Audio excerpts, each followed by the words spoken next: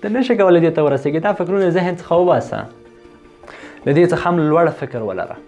ته کولی شې هر څه لاسته راوړې. هغه څه چې ته غواړې هغه لاسته راوړلی شې. که ناکام شې ټول به در پورې خاندي.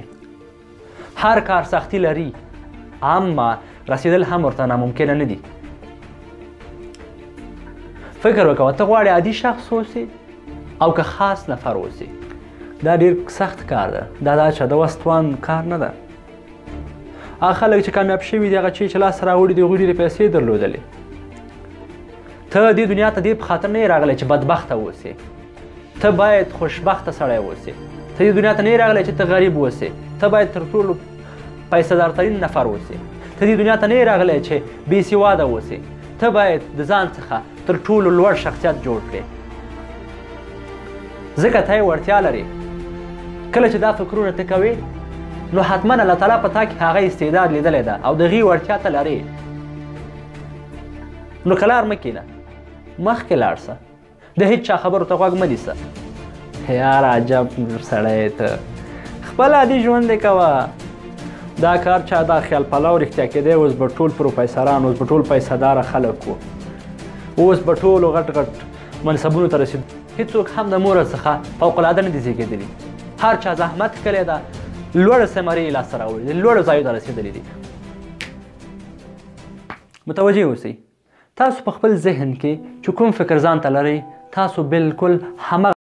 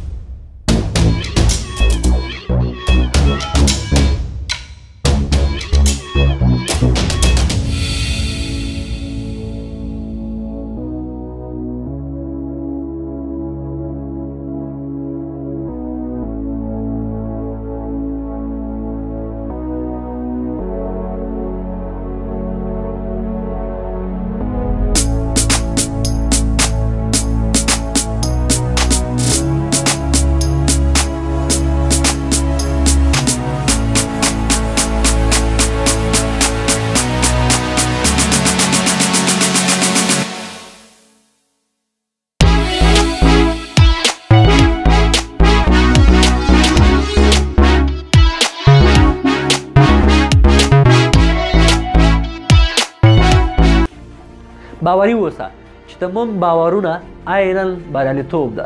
هر کله چې باور مثبت ودرلوده، هر کله چې په خپلو وړتیاو باور ودرلوده، په استعداد دې باور ودرلوده او هغه نروغ چې د تا په بدن کې پټ پاتې ده په هغې دې باور ودرلوده، ته حتما یوه ورځ لکه د لمره غوندې ځلیږي.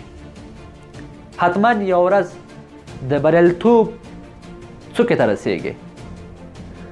نو په ځان مو باور ولرئ، په خپلو وړتیاو مو باور ولرئ او لاس په کار شئ.